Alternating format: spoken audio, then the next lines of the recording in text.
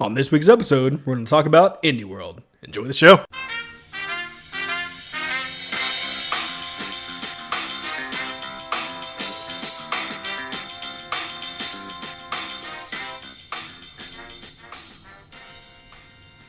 What's up, everybody? Welcome to episode 102 of the One Up Me podcast. We talk about video games occasionally. My name is Ryan Smith, and I'm joined, as always, by Jordan Sims. Hello. How's everyone doing out there? Hopefully well. And not with the Croatia. Croatia, is that what you're calling the That's COVID-19 Croatian virus? Yep. Whatever the hell you want to call it. Going to the Croatia this week. Even though it didn't come from Croatia. Nope. Okay. Giving those people a bad name. I guess I see the logic. Yep. And that, what's going on, too? I know you, like me, have been mostly cooped up doing the, I believe they're calling it self-isolation or whatever. social isolation. Whatever they want to call it. I call it depression. I call it depression. I've been doing it for about 10 years. I might not act like I like being around people, but I do enjoy being around people every once in a while and being stuck inside for, I don't know, what feels like weeks now. It kind of actually sucks. I think I've been outside. I mean, not just walk outside, but properly go to a restaurant or something. And when I say that, I mean, it's basically been driving through. It hasn't been going in and sitting down because that's how you get sick. Yeah. I went out and gotten something to eat through a drive-through or something, maybe 3-4 times in the past 2 weeks. I just want to be able to go to the store and buy groceries. I have, food stores and groceries and stuff, but I really need some more Whataburger spicy ketchup. But it's not worth it for me to go to Walmart just to get some damn spicy ketchup. No, I don't blame you. I've tried to go on Amazon, but a lot of their stuff that I've seen is basically on back order. I went to order a USB splitter because I only had my HDMI splitter. Yes, HDMI splitter. I went on Amazon and I can't remember what it was. The brand doesn't matter. Yeah. So it said it would be April 21st. That's when the supposed what do you call it? Delivery date. Yeah, not Estimated delivery date. Estimated. Yeah, that's what I was looking for.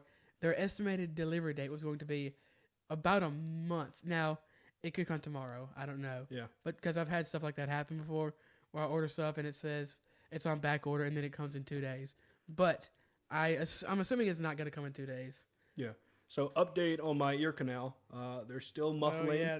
There's God. yeah. I had an appointment for Friday, not this Friday, but next Friday.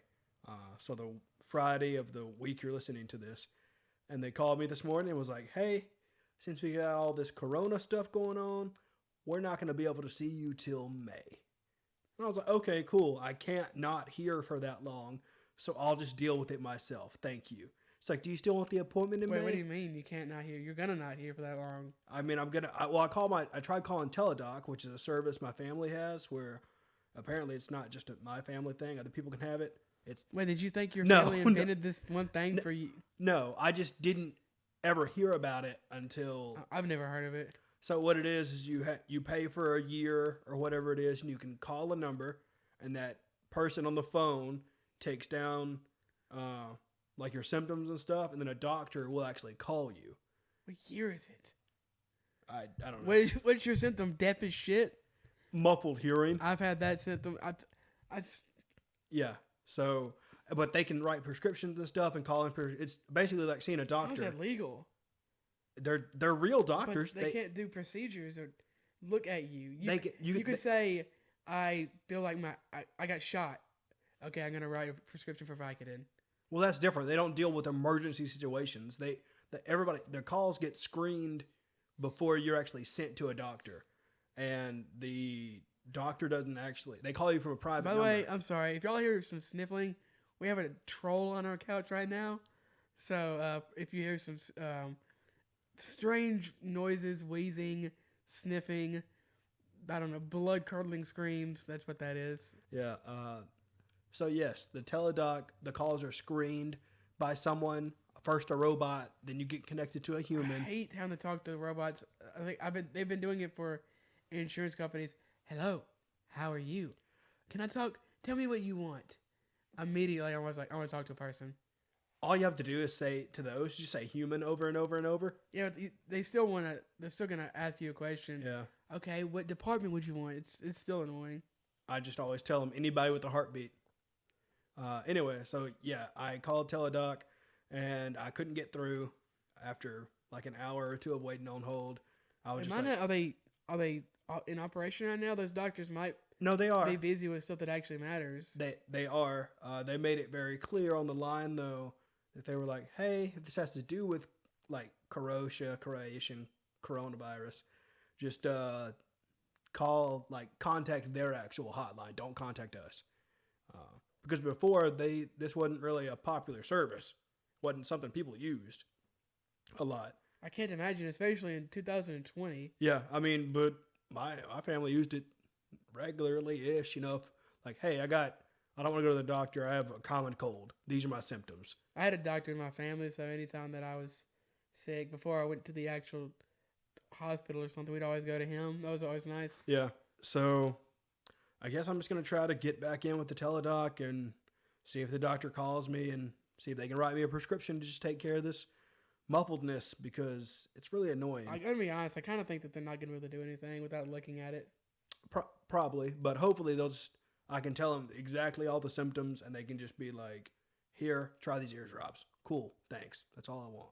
Yeah. I just need something, but there's no pain, so I'm not like annoyed or I guess I am. It's only annoyance. It's not. It's only pain. Yeah, it's only annoyance. It's not pain. That's what I should have said. But yeah, it's not. I'm not dying or anything like that. I just got muffled hearing on my right ear. So that's the update for my ear. For those of you that were wondering, I've been meaning to get surgery because oh my gosh, it's been a while now that I burst my eardrum, and so I was gonna get surgery last year to fix it, and then that got pushed to this year because the doctor got sick, and then I was in a car accident, so it had to be pushed again, and then we got forced to move, so I had to push it again, and now the damn coronavirus has made me push it again. Look, man, this is what we got to do. We got to just get a bunch of tequila, and you'll fix my ear, and I'll fix your ear. I wouldn't even know where to start. Just get I'm gonna have to pass on that one. Oh, okay, I've thought about just getting like a baby turkey baster and just, but that won't fix anything. I don't think that's gonna help. It's not because the fluid is behind my eardrum, so I can't. I don't think get there's to any fluid. It is. I'll have to. You told me that. I'll make it whistle for you later. Listen, I don't want to talk about this in too much depth on here because it's kind of gross. With all this free time I've had with the self-quarantine that I've been doing, I've been playing a lot of video games, and I've slowly been jumping back into anime. But I did beat Control. Yeah, I saw that. Congratulations. What'd you think? Awesome. It was super cool. I realized playing it that I really enjoy that particular type of action game. There's a lot going on. It's not really. I guess it's kind of actiony, but it's more of it's a third-person shooter. Yeah. Action game thing. Yeah, I like the mystery of it. There's a lot of lore. I realized after a while, Ryan came in and watched me play the last little bits of the levels and stuff, and was like, "Are you not going to go to the thing and like get this other piece of information? What thing? The thing you went earlier, the hotline?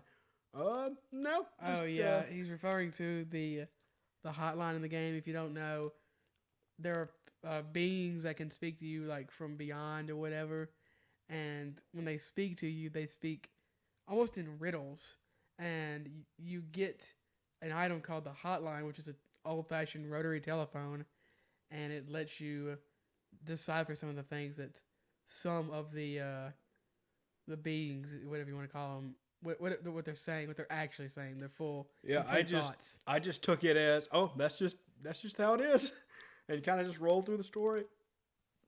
But I think the best part of that game, it's very fun to play. I will say, despite the technical difficulties, which for a bit made it almost unplayable. I think that some of the best part, if not the best part, is the lore, is the background, is kind of the mystery. Yeah, I'll say the lore, the story, all that.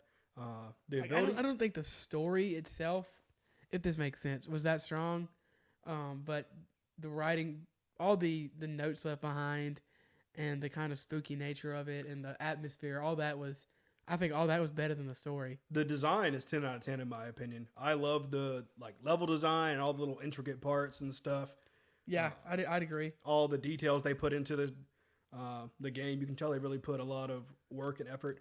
I didn't realize there was 2 expansions that are coming out for it. I think one is about to come out soon. March 26th or something like that, like Okay. soon. And then the other one, I forgot what that one's called, but the second one comes out in May, I think, May or June. I don't know when, but I definitely fully expect a sequel. Oh yeah, that'd be Because a lot of the mysteries didn't get solved. no, and I know there's tons of files. You're always finding files in little.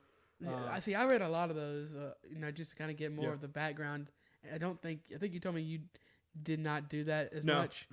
I kind of just took it, just blazed on through, not rushing, but just kind of did my own thing through the game. Did a couple side missions. I really like all the different guns you can get. Yeah, I think you had a couple guns that I didn't get. You had almost this gun that shot this big, massive bullet. It looked like. Pierce. It's like a Pierce. sniper. You can zoom in and it Okay. shoots. It has only has 2 shots, but it does. It's like a sniper rifle essentially. You're not talking about the one that blooms out like a flower, are you? Oh, okay. You're talking about the charge then. The one that shoots really big shots that charges up 3. You Yeah. can see, you can literally see the bullet. Yeah. The one that blooms out like a flower. I had that one. That's the Pierce. The one I had. That's not a sniper though. I treated it like a sniper. 'Cause I always took it as a shotgun because it seemed like it didn't have that good of range. Oh, okay. You're talking about I forgot what it's called, but yeah, I had that one. The one I'm talking about, it blooms out like in front, like an arrow. It becomes like a. Yeah, I think we're talking about the same gun. I just didn't treat it as a sniper at all. I mean, I could be wrong. Gotcha. Okay. Well, because there is the different gun that kind of blooms out. It kind of makes it fat. Like there's a Tommy gun kind of gun that kind of. I think I only got 3 guns the entire game. Oh, okay. Yeah, I got the original one. I got the machine gun, and then I got the one that, like I said, I thought was more like a shotgun. But Okay. you Yeah. could be right though. I don't really know. I wasn't paying that close of attention. I really liked it did them a a lot lot. of damage. The guns they did a really good job with it, design wise and all of that. I liked a lot of the abilities. They were like later in the game you get this shield where you kind of pull up some rubble and use it as a shield. That was pretty cool. That is cool, and it's really when you a lot of times I find myself like pausing the game and kind of just taking in what they did, and I was like, this is a lot of work. Make the pick up the debris, and it's not just always the same debris. It's all it's different sometimes. Sometimes it'll be metal or rocks or whatever, and it'll be shield. I'm like, they put a lot of hard work into this game. You can definitely tell. So if you For sure. I like the characters. I think that I like Jessie. I'd like to know more about her and her brother Dylan. I like a lot of the different department heads. I do think the most interesting characters are Trench, the director of the Bureau of Control, who is one of the guys you're trying to figure out what happened to him, and Dr. Darling, I think is his name, yeah. who's one of the head scientists. I'd like to know more about what happened to them. You kind of know what happened, but not exactly. Yeah, so not I'd completely. be curious. But I might take a look at those expansions that are coming out and see what's what, and maybe I'll pick up the first or second one just to dive in a little bit more. I don't blame you. It kind of made me want to go back and play Alan Wake, which I believe Remedy, who made this, also made. They did. Yeah, it made me. It really got a gold star for me for Remedy. I'm definitely gonna keep my eye out for what they're gonna be doing in the future. Besides the sequel, which I'm I said, I'm assuming. besides the sequel. Also, like it kind of had almost not a survival horror vibe, but it did definitely have a creepy vibe. Yeah, I liked that, and Did also you fight that creature in the refrigerator? Mm-mm. It's almost like it's like a big spider creature. No, It's pretty gross. I fought the creepy. mermaid. I didn't see a mermaid. Yeah, it's this like will-o-wisp. It's like this spirit that looks like it's not a mermaid. You're talking about the thing that like flies around and just Yeah. jumps out at you. Mm-hmm. Yeah. Okay, no. The thing I fought wasn't in the. You had to go out of your way to find. Oh, okay. No, There's a guy somewhere in the game. I can't remember where, but there was a refrigerator, and if you take your eyes off of it, oh yeah, it disappears. I felt bad for that guy. I was like, I'll come back, and I no. I came back immediately. It's just right because Yeah, it's just right. It's there. right after your next mission. I think you come back by him again. Yeah. I mean, I felt bad for the guy. He's like, if I take it up, there are so many different objects of power. Yeah, there are. I like Jeez. that. Like, there's a decent amount. I did not think there were too many, But there were definitely more than I thought there would be. Yeah, when the guy was like, they'll all get out. And I was like, whatever, I got most of them. Maybe there's like There's probably 3 or 30, 4. 40, 50 at least. Yeah, and I was like, jeez, this place is And insane. I got the feeling that there's probably more. Oh, yeah, probably. What'd you think about the trolls moving? Yep. What'd you think about the fake ending? I guess spoilers. Yeah, I was like, no way. No, I got mad a little bit. And then We gotta explain what it is. okay. As I said, spoilers. So there's a fake ending where it's, You beat the game, and then it seems like Jesse gets taken over by oh, yeah. the main enemy, and then it seems like you never did any of it. Yeah, thank you. It kind of goes back to, I was trying to figure out the best way to explain that. Yeah, it goes back to her being in the bureau, and she's just a new person, Like a secretary or something almost. Yeah, delivers coffee, cleans up, delivers mail, makes copies, stuff like that. Nothing too worthwhile. And I was just kind of I like that they actually rolled credits. Mm-hmm. Yeah, they rolled credits and then showed you that.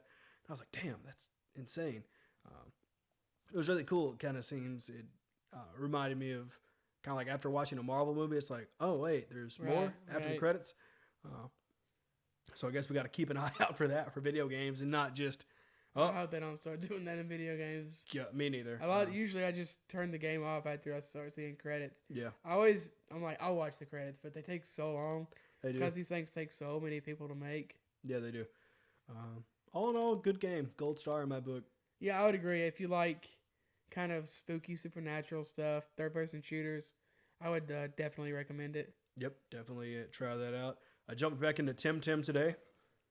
Trying to be a Tim master. Oh, yeah? They rolled anything new out yet? Yeah, there's a new update, and I quickly, at least in the state that I am in now, decided that this game is deathly boring. Oh, really? Mm-hmm. What makes it boring? I think just, it's slightly overwhelming, and it doesn't have as quick of a pace as Pokemon. Right. And there's a lot more battles. I mean, the battles are... They're not I don't think they're the best part of Pokemon, but they're at least not especially not in the beginning. I think the fact that it's, I don't know, there's nothing wrong with the gameplay or anything like that. It's just, I don't know. I think it kind of seems like things are kind of off to a slow start, so to speak, and I kind of want them to be more snappy. It might just be where I was.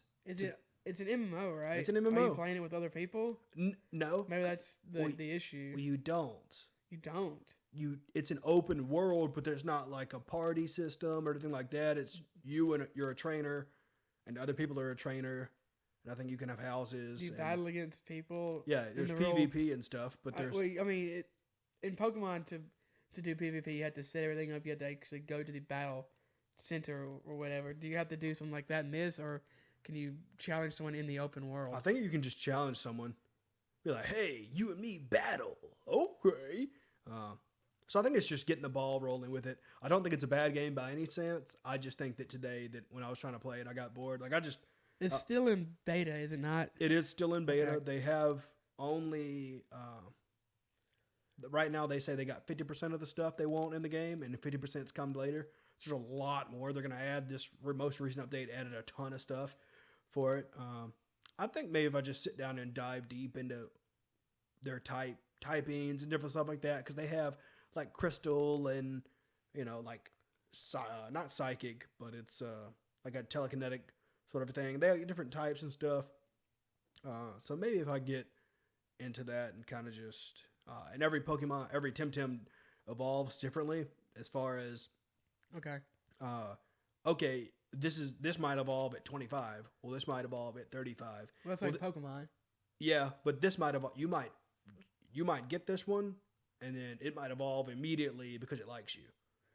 Okay. I mean, there are some Pokemon that do something similar to that. I think friendship level is a thing in Pokemon. Yeah. So I think I just need to do like a kind of a deep dive into it and maybe just spend, a couple hours into it. I'm not even off the first island yet. Okay. So I haven't really jumped in, but it was I think it's just today. How much does that cost? 30, 20 or 30? $35, okay. I think. So not as much as a Pokemon game. Yeah. That honestly kind of makes me want to jump back into Pokemon, and it definitely makes me more excited for the the big expansions coming Yeah. out later this year, around June, I want to say. May or June, For yeah. the first one. Yeah. And I'm definitely going to be getting those. I think that's why I kind of just jumped off of it too. I didn't want to like Pokemon myself out, so to speak. Right. But and with I kind of had like a staff meeting in my head. I was like, okay, this is an MMO. You got to give it this much time. Yada yada. I did like a pros and cons list of that. Right. Trying to kind of see, okay, you have X amount of games you want to play, and I think the fact of the matter I shut it off is today is just that I simply was not having fun doing mundane things in that game.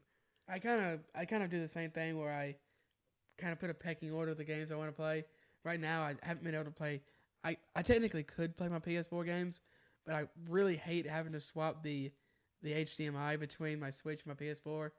So, like I said earlier, I bought an HDMI splitter. Hopefully, that comes in quicker than April the 21st. I will agree that is annoying because even me that has two monitors right now, Yeah. a blessing that I have with my other monitors, it has a remote, or it had a remote. I don't have it anymore, and you could just go input, or also since it was a Sony monitor, it would just automatically switch to my PS4 or switch when I would turn them on. It was smart like that. These monitors aren't smart like that. But they're better monitors, right? They are much better monitors. I loved them to death. They just don't have gimmicks. They just don't have gimmicks. Yeah, they're very bare bones. If you're looking for something new, not a sponsor at all. I just did a lot of research, and these are the ones I decided to get. Try out Viotech, Viotek. I know they're not like a mainstream thing or anything, but I've had no problems whatsoever, and they have a huge, big warranty of, hey, if you open this out of the box and there's a dead pixel, send it back, we'll get you a new one. If you're using this for any time at all and there's a dead pixel, send it back, we'll get you a new one. Okay, sweet. No big deal. But yeah, I really want to have a third monitor or a TV or something that's my dedicated like system. I'm still trying to figure out what I'm going to do with my TV because it's so big. It's not really a big TV, but compared, I just don't have any room for it in my room right now. I think you just got to get a small one and mount it on the wall, man. I mean, if I got another TV, if I was going to get a TV, I'd probably just get a second monitor. Yeah. Honestly. I do really love us two monitors. I think the next couple of days I'm going to take my, I don't want to, but I think I'm going to take it all apart and see if I can get it level because it does bother me. I knew the other day when you told me that, I'm like, I bet this is still going to bother him. Oh, yeah, it is. It's one monitor is a centimeter higher than the other monitor. But really, though, as far as all those, damn it. The ports? HDMI. Yes, I just want to be able to play The Last of Us right now. Oh, yeah, especially with the... I'm trying to get, I was actually trying to get into it. Well, I was actually getting into it and enjoying it. It kind of sucks that I haven't played it since we moved. Just come plug it up to the big TV. I guess I could do that. There's an HDMI? That's not a bad idea at all, actually. I may do that until my HDMI comes in. I mean, why? It's just, if nobody's using it, just come use that. I mean, right now we got the Switch hooked up to it. There's no problem with that. I mean, I'm not going to come out here and be like, what are you doing on the... I'm trying to watch anime. The last thing I've been playing, hardcore, I'm actually playing it right now, is 7 Deadly Sins Grand Cross. Dude, you've been playing the hell out of this game. We've been playing a lot of Smash lately. We haven't had a lot of friends over because of, the virus and whatnot, but we've had a friend over a couple times to play some Smash, and every time Jordan gets knocked out, he just picks up his phone immediately and goes to start playing this game. Yeah, I really do love it. I got some bad news lately about 7 Deadly Sins. Apparently it's going to be ending pretty soon, so that sucks. And I'm still waiting for frickin' Netflix to get season 3 of whatever it's called, Gods Among Us or New Gods or something, whatever it's called. I forgot what the name of it is. Some new big bad or whatever. Is that the name of the season? I forgot the actual name. I don't like that they name the seasons. Yeah. That's weird to me. I mean, at least with Food Wars, it's simple. First plate, second plate, third plate, fourth plate. Yeah, but it doesn't say... Does it say season 1? On Netflix. On Netflix? Yeah, it has... No, it doesn't. It has the names. That's what I was saying, because, One Piece, for example... They kind of do have arc. They have names for the arcs, like they have the Dressrosa arc, that's what the Water 7 arc, but it says season 1, season 2, season 3. Yeah, that's how they're doing it, because season 2, really on Netflix, is part of season 1. Yeah, you're talking about the kind of fake season 2 that came out. Yeah, it's like 4 or 5 episodes. It confused everybody. They're like, "Oh, we're getting a 4th season? No, we're getting a 3rd season." And there's a movie, which is. Damn, that's a badass movie.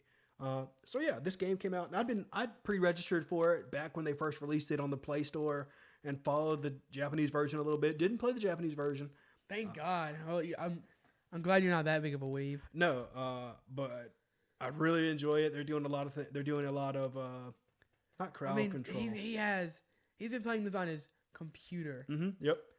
Because you can set up auto and stuff, and so I just set up. I've been playing through the story myself, but if I need to get certain materials, I'll just set up an auto team that just can go kill a bunch of stuff and just play it over and over. What kind of? I don't even know what kind of game this is. It's a hero collectible. It's a gacha. Oh no. Yeah, it's bad. It's. Oh no. I will say this is the best gacha I've played as far as when you get duplicates in this game, you can use the duplicates as currency to get exactly what you want, pretty much. So I've never played one of those gacha games more than 30 seconds before deleting it. And I'm like, this is stupid. And they're clearly trying to get my money. I'm done. This is really friendly to free-to-play players, and I'm not just saying that either. I also just don't like mobile games, even the good ones. Yeah. Like Lara Croft Go, Hitman Go. Those are objectively really, really good games. Mm-hmm. Monument Valley is a great game. But I own those games, a lot of them, and I haven't played them in months. Yeah, so I am really enjoying this game, and I don't know. I'm still deciding what. I almost picked up Death Stranding again, but I decided to finish Control again before jumping into Death Stranding, because I felt like that's a kind of a snowball that's about to happen. Also that's a 30, 40-hour game, I believe. Yeah, and I didn't want to snowball into that and then completely forget what I was doing in Control. So, how'd you like the back on Control for just a second? You like that last maze? Pretty dope, right? It is really. It is. I was calling it the Astral Maze the entire game. Ryan's like, no, it is called Ashtray Maze. I was like, no way. You made me feel dumb because I'm like, oh man, it probably is the Astral Maze. No, he comes back, nope, you're right. Nope, I looked because I was inside the maze and I opened up the map and it was Ashtray Maze. Well, ashtray is one word, but and I was like, holy crap. But yeah, they did a lot of good work on that game. I am really glad I gave it a chance, because when I first saw it, I was like, this is going to be stupid. And right now I am downloading, what's it called? Bleeding Edge to try out. Oh yeah, I think that's on Game Pass. Yep. A friend of mine, Alicia, that does the artwork for the podcast, is playing it. She's like, hey, you got Game Pass? Yeah, try out Bleeding Edge with me. Okay, cool. I'll try it out. So, it's a melee game? I think all the characters but 2 are melee. Oh man, those 2 that are melee are probably going to be annoying. They're ranged. Yep, that's probably going to be annoying. So it comes out at 2 a.m. Tomorrow. Oh, you're going to be up all night again? No, I'm hopefully going to, well, depending on when this ends. Depending on when this ends and we get it out, I may be up, but I am triggering that to download. Games are so big nowadays. They really are. They're massive. I want to get Bump on here and just rant about that sometime. Just talk about it, because, damn, I bought another hard drive and put it in my PC, and that's almost full. I bought another 300 gig SSD. Yeah, that was on sale, and threw it in there, and that's almost full. I thought about buying an SSD. So far, I'm good. I think the fact that once I beat a game, I delete it. It helps. Yeah, I need to start doing that. I need to go through. I did delete Warframe the other day, and I was just like, I can't. What is really bad though is on console, like PS4. Oh my god, yeah. It's I need to go through and delete some stuff in there. But there's only one game on your list that I'm not really sure what it is.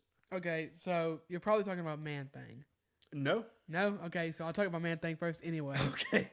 Man Thing, if you don't know, is a Marvel comic book. I knew that. A couple 2-3 years ago, they came out with not one shot, but a miniseries. That's the word. Written by one R.L. Stine of Goosebumps fame. That's right. I was never a big Goosebumps fan as a kid, for whatever reason. But I decided to pick it up. I thought the artwork was really, really neat. And it's basically about Man Thing, who is a big, gross monster, kind of like Swamp Thing, except much weaker, who he's trying to make it big in Hollywood, basically. It's really funny. People are making fun of him because he's a big, gross monster. And it kind of goes from him trying to make it big in Hollywood to him saving the universe. Okay. It's really, really cool, kind of ethereal, kind of eldritch in a way. It's very funny as well. I got 2 you need to read then. I got 2 miniseries that I own in my collection. Dead Man. Okay, yeah, I like Dead Man. Dead Man's funny. It's a sixer. And a sixer? Sixer? mini six issues, Right. and Ragman. Ragman. Sixer. I feel like I've seen that in your collection. Yeah, those two. I like picking up miniseries here and there just because they're fun to go back Yeah, and read. I like miniseries a lot. Also, it's really hard to find them sometimes later when you're going back and looking for them. I usually comic just, shops. I mean, almost all my comic books are online now, so I don't. That's where I'm going to start going because moving. The fact I had to have another human being help me pick up my comics. He had a tub full of comics that was so heavy it took multiple people to carry it. Yeah, it's rough. So I think I'm just gonna charge. Meanwhile, my iPad weighs less than a pound, probably. Yeah, I'm gonna charge up my Kindle and load up some Comixology money and start reading on there. Because as much as I love the issues and the comics and the artwork and flipping the pages, it's pain in the ass. It's so they're so heavy. Yeah, I really like reading it online. I guess it's a fine way to say it. Yeah. Digitally. I mean, I also started reading, picked up The Flash again. I'm so far behind. I'm like maybe on issue 20 of The Flash. Rebirth? 52 Rebirth. Holy I started crap. reading more of the Batman comic, which is really, really good. Just regular Batman and Rebirth? Because I finished Batman. Yeah, it's Rebirth. But I finished the Tom King All-Star Batman run. Really, really good. Yeah. I love Tom King. Tom King's one of my favorites. But yeah, the new one they introduced this two new characters. I believe they're called Gotham and Gotham Girl. They're kind of like Superman and Supergirl. Okay. And I guess spoilers if you're gonna read this. It seems like Gotham has gone bad in some way. Now they're kind of trying to stop him. Yeah, clean it up. There's a really cool scene where Batman kind of surprises him. He's able to knock him down, but he can't really hurt him that much because he's super strong. And he goes, "What are you gonna do? You're gonna punch me?" He said, "Are you gonna hit me?" He said, "No, Gotham, I'm gonna hit you with a plane." And he looks up, and there's just a plane that comes down. Like, I love Batman so much. That's awesome. Hopefully things will get better now that Jason isn't there. He's currently. Did he die again? No, he's a teacher. He's a teacher. He's a teacher for Lex Luthor. What? Because it's Year of the Villains. Is it still? But isn't the Year of the Villains over? Yeah, but they haven't released anything new yet because everybody's working from home. He is a teacher for the evil Teen Titans. What the hell does that even mean? Lex Luthor has a team of evil Teen Titans, and so that the team. So Jason's evil now. No, Jason is teaching them for his own self-interest because he didn't want the teenagers to go to someone that's more messed up than he is and actually become evil. So Jason is just teaching them how to not be. He's like, okay, it's okay to murder people. No, he says he doesn't let them kill people. He just lets them hurt them. Like Batman. So Yeah. he's teaching the way Batman teaches. Yeah. So, because this one girl, she's called Cloud9. She's like, I can just suck the oxygen out of their body. And he's like, whoa, whoa, whoa. Nope, don't do that. It's like, you're a psycho bitch. Yeah, I have not started it yet, but I really want to start reading the Power Rangers Boom comic series. It's so good. Yeah, I think I have Comixology Unlimited, which I figured out that I am paying for. Every month I forget that I'm paying for that. I thought you cancel it. No, I still have it. It just doesn't say Comixology. It just says Amazon. Yeah, it says Amazon and it gives digital you a charge. or whatever, yada yada. And I'm always like, what is this charge? There's a lot of good stuff on there. There Like is. I said, the Power Rangers. I think there's some Ninja Turtle stuff on there. There's some Batman. There's a lot of Comixology originals that are good too.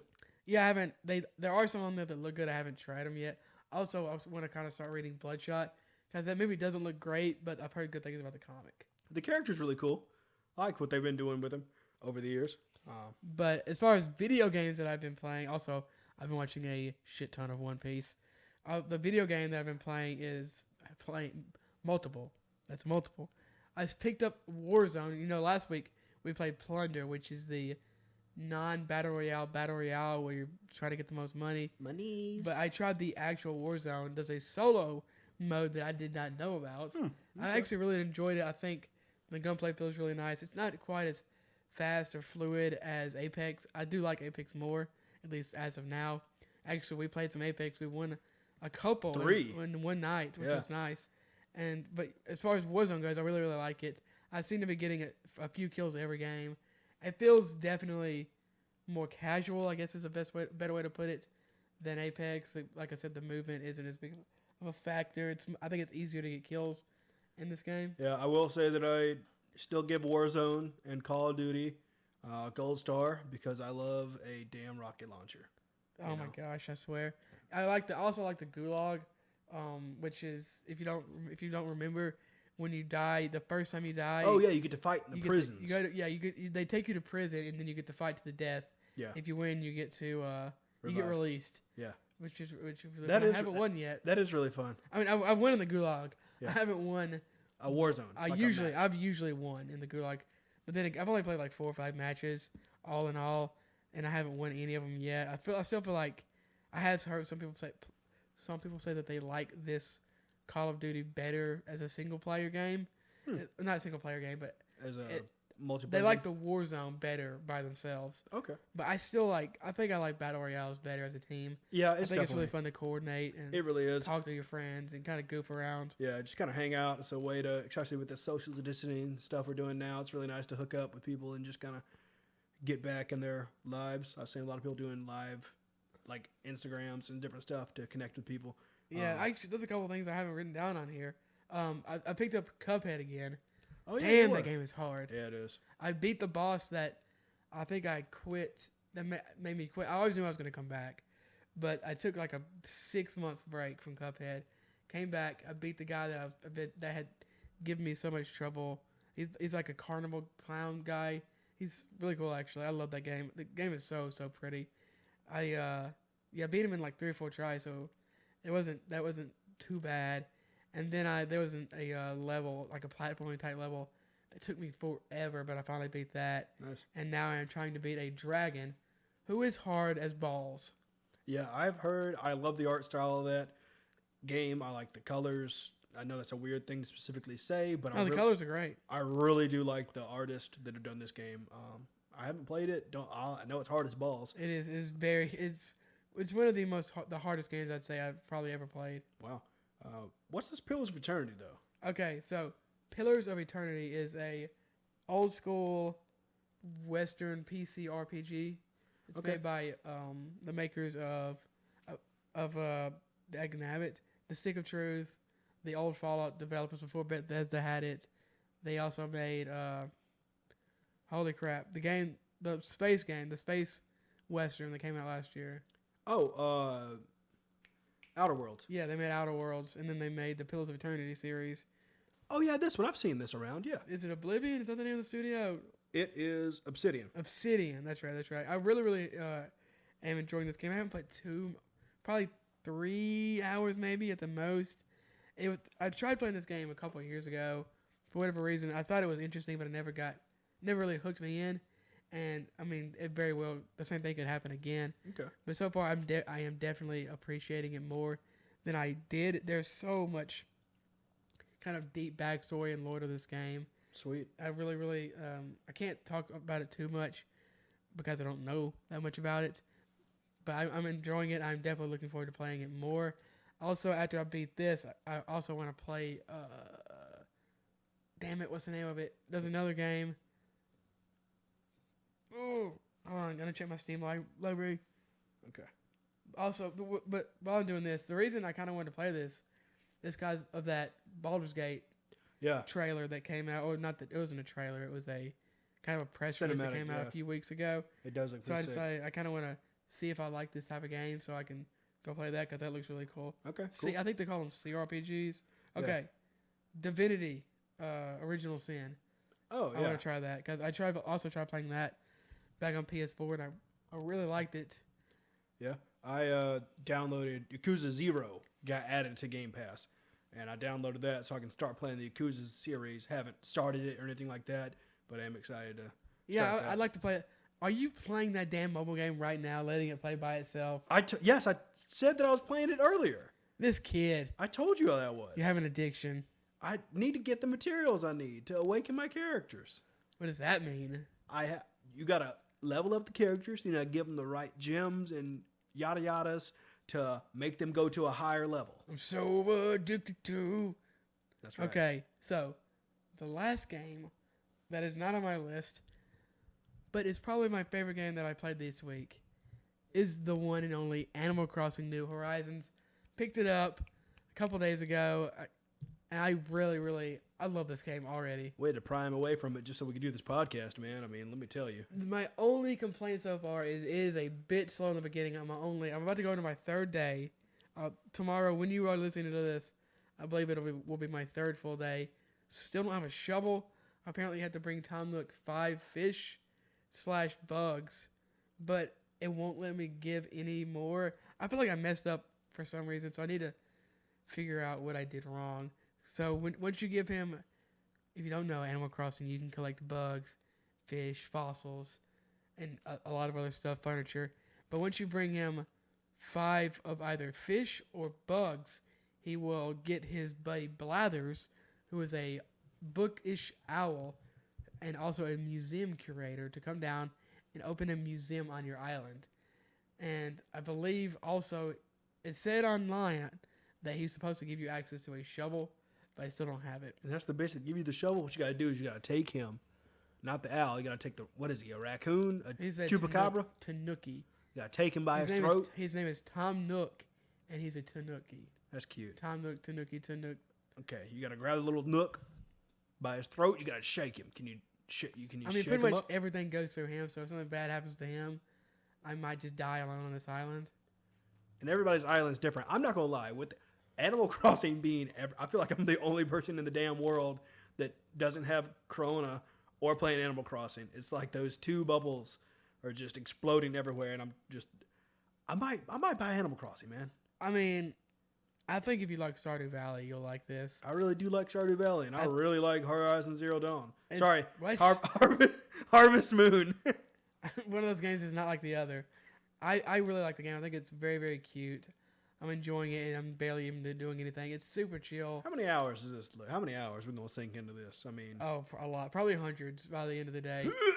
I looked up, a friend of mine looked up because he was like, hey, can you beat these games? Like, not really. And he's like, I beg to differ because I just looked on how long to beat. And it says, for completionists, 600 hours. And I'm assuming that was for the first game, which came out in 2002, maybe a little earlier. And yeah, so because the game, so there's not an ending. There's not like a credits. There's not really an ending. I don't even know if there's a credit. You can just keep playing. You can keep playing forever and catch fish and bugs. I mean, you can complete everything, but there's not really an end game. I guess the only true end game would be paying off all your loans and getting the best house. But after that, it's just a chill ass game, man. Okay. It's probably the chillest franchise. Okay. It's really, I've been, and this is the one that the music is Isabel's. amazing too, and the animalese that go me when they speak. This is the one that Isabel's in, right? Isabel, I'm sure Isabel will be in this game. The first one she was in was, I think, New Leaf, which is 2013, 2014 on the 3DS. I liked that game, but I really couldn't get into playing it on a handheld because I like playing that stuff when I'm at home. Yeah, that is nice. Now on the Switch, I can play it either. It's perfect. Yeah, that's true. Yeah, I think the game is absolutely adorable. I recommend it to anybody who is just looking. I was playing it while listening to some podcasts, which was really, really nice. I didn't have to worry about, because it just, since you can't understand what they're saying, it tells you all in subtitles. Oh, okay. It's great. It kind of reminded me of watching the anime like in that way. Sorry, I just had a small stroke. Do you listen to podcasts while you watch anime? No, because the anime has stakes. Okay. This doesn't have any stakes, which is great. Okay. It's so chill. Okay. I can't wait for KK Slider, who is a rock star dog, to come to the town and play. I can't wait for Isabel to come, and Blathers, who is the aforementioned owl, who is the museum curator. Can you date people? Is the dating Everyone sim? else in there is an animal. So you can date? No. No, there's no dating? You're the only human in the entire game. You play as a human? Yeah. Man, I don't know. You watched me play for a second. Did you not notice I was a person? I straight thought that all these screenshots and everything I saw were animals. Well, they are. But there's one person. I'm talking about all the people I've been seeing playing. I thought they were all animals. I mean, technically, humans are animals. Yeah, I guess so. You can play as a human. Damn, no dating. I'm trying to wife somebody in this game. No, there's no dating. They're drafts. This isn't that. See, that's stressful. Dating is stressful, and this is a no stress game, baby. You got drafts? Giraffes? Yeah, I think there's a giraffe. Cool. I want to say there's like 150 or 200 different residents you can collect. I bet there ain't no damn platypus. It's almost. There probably is. Probably. There are all kinds of animals. I love it. I love all the different animal designs. There's been a bunch of because now you can upload your designs to the internet and people can use QR codes to get them. It's great. Nice. Well, I'm glad you're enjoying Animal Crossing. Seems like the rest of the world is too. Yeah, it's great. I was debating between Doom and Animal Crossing. I decided on Animal Crossing specifically because I have a bunch of single player games I need to finish first. So I will definitely pick up Doom because that game looks dope. But for now, I'm glad I picked Animal Crossing. There you go. Fair enough. I'll report to y'all and let you know what I think about Bleeding Edge after I play that.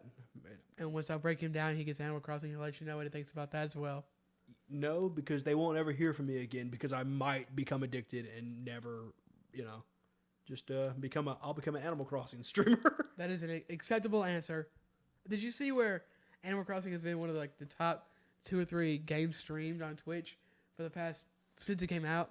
I will say that XQC, a popular streamer, had 20,000 viewers playing it. Oh, he's playing it. That would be something. I think I might go back and watch that. Probably not, because I always end up watching my VODs on YouTube. Yeah, I noticed that the other day. It's kind of weird, but Yeah. I mean, I guess do what you got to do. Yeah, do what you got to do. But this game also, it is a new game, and Twitch loves new games. But I kind of thought, I wonder, because when I always thought that, I thought that Animal Crossing has potential to be a big game on Twitch because of the nature of the game. It's chill. It's super chill. You can kind of talk on Twitch, and but it's never really had because before this one, but besides the weird new ones like Happy Home Designer, either Twitch and YouTube weren't big enough. Streaming and specifically weren't that big. It was on like a handheld device like the 3DS. And it's really hard to stream from. Yeah, no one wants to stream on that. A friend of mine went from, I forgot what he's playing, like a bunch of horror games, another like Tim, and then he like ended the stream with like a couple hours of Animal Crossing. Just went from like the super far end of the spectrum, like Doom, into a horror game, into a multiplayer game, into Tim, Apex, and then That's a lot of games for one stream. yeah, it was like 8 or 10 hours, something like that. Long time. He just kind of did it because I mean we're all stuck inside. What else we're gonna do? So, but yeah, it's definitely a big game on a stream.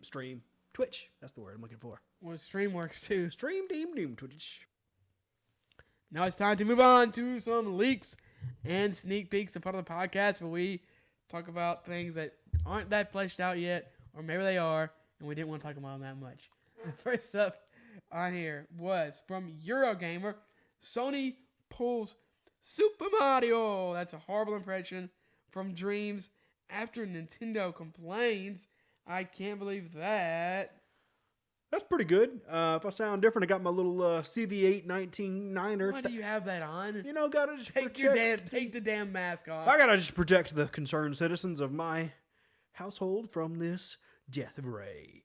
Yeah, I'm surprised that Nintendo didn't do more than this. Just from I don't know what else they could have done. The guy didn't make any money off of it. I know that, but sometimes I feel like Nintendo, they don't ever do a slap on the hand. They always do. Well, they do as much as they can.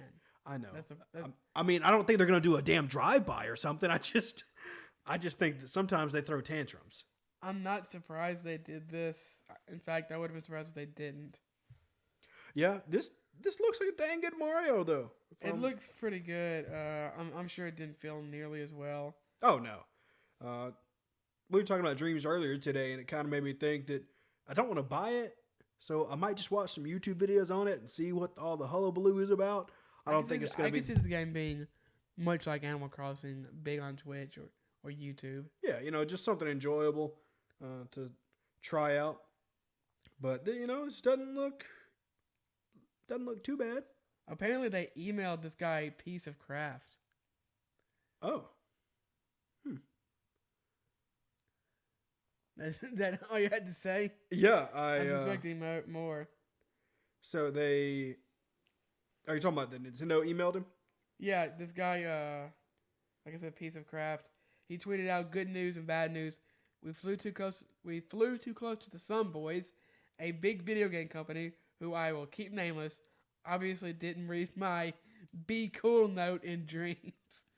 No worries though, I have a backup plan, but for now Mario projects in dreams are on hold until I put said plan into effect.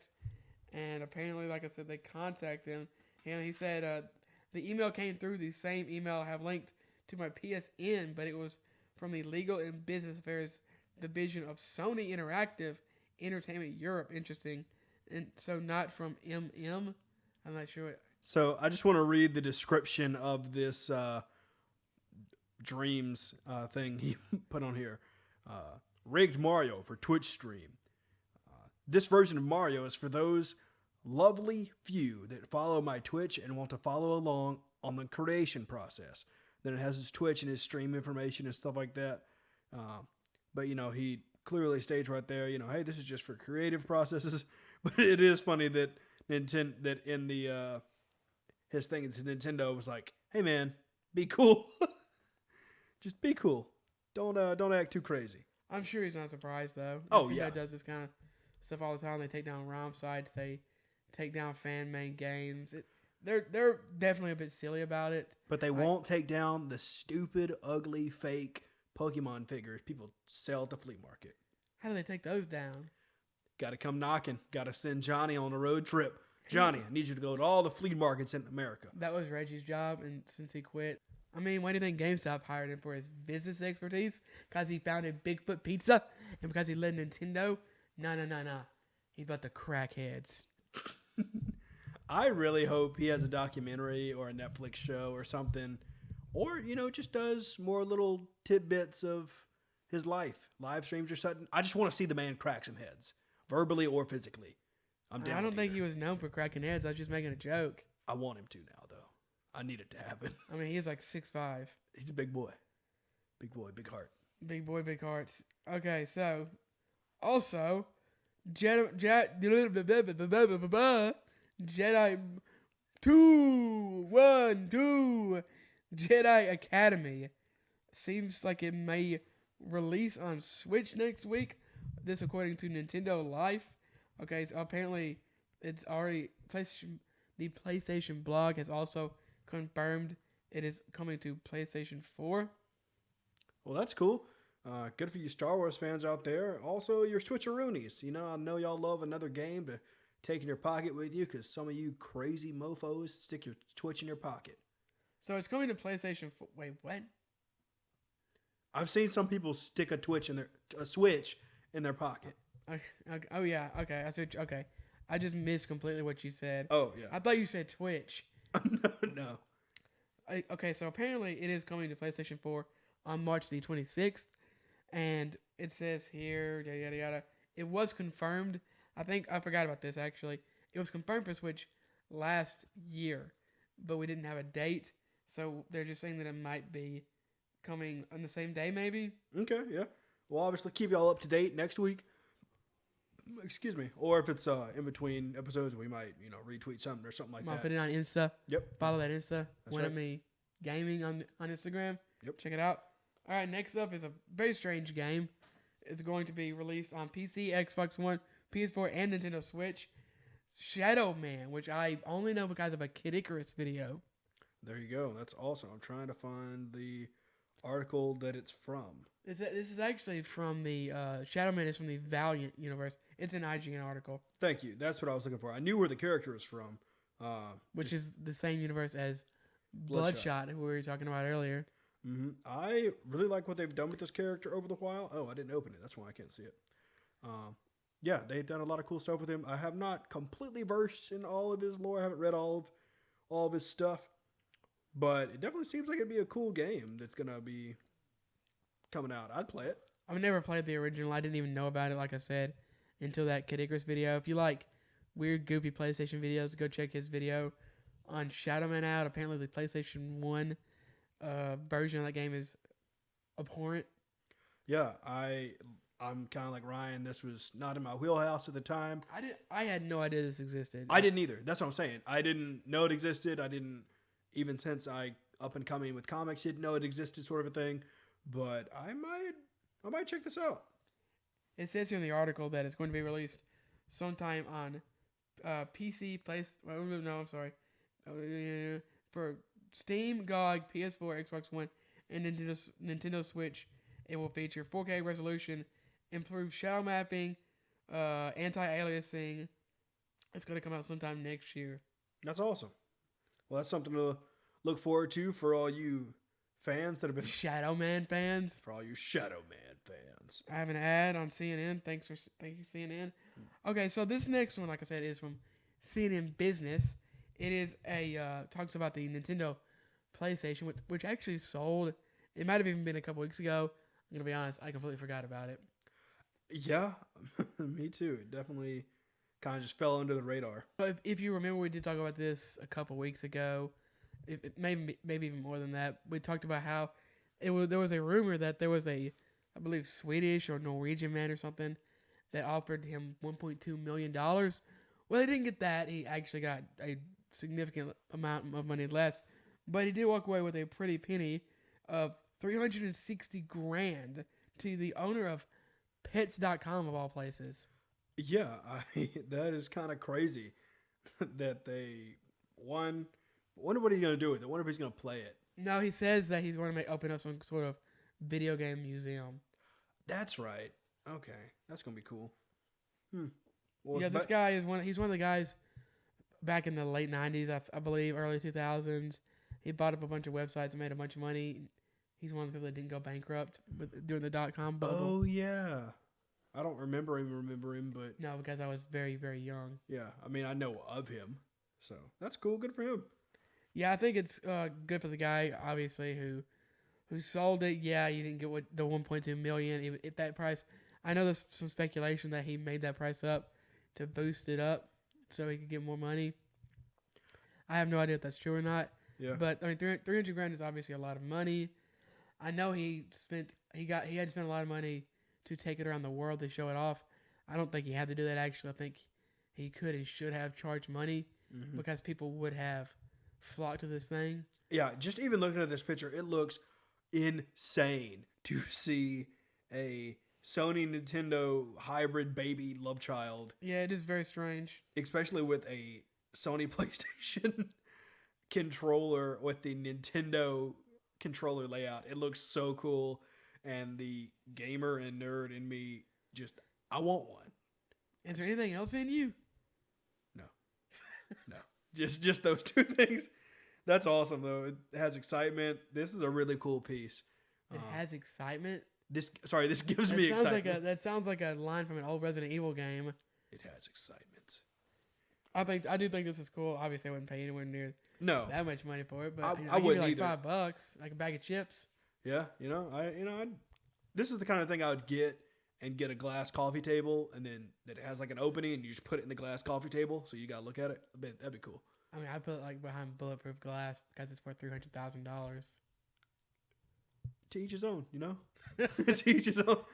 I forgot that this guy had like found it by accident. Basically, it's insane. I can't even imagine that. All right, this next bit of news is a new game from the developers of The Messenger. This is coming from The Verge. Is going to be an RPG titled Sea of Stars.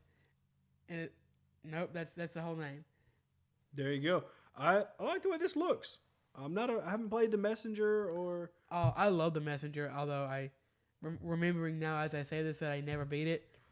I am actually really close. I need to go back and beat that game, but that game is fantastic. Ooh, I really like the little reveal trailer here. I like the art style of it. It's super, super pretty. I mean, if you remember, the Messenger had some gorgeous pixel art, some beautiful, beautiful music, funny writing. I'm expecting all of that. And the fact that they're doing an RPG, I really, really like that they're venturing out for something so different. I think I might jump into this and try it out. I have been trying to be pretty strict upon what I get as far as games because that ever-growing back catalog can just end up. Ever-growing black catalog. I mean, I was gonna relate it to heroin, but I couldn't really figure out how. But yeah, it's ever-growing. I do like a good RPG though. It'd be nice to try this one out. Yeah, this is going to a little bit more of a, I guess, deep dive. Not really a deep. So, according to the creative director, I'm not going to pronounce this right.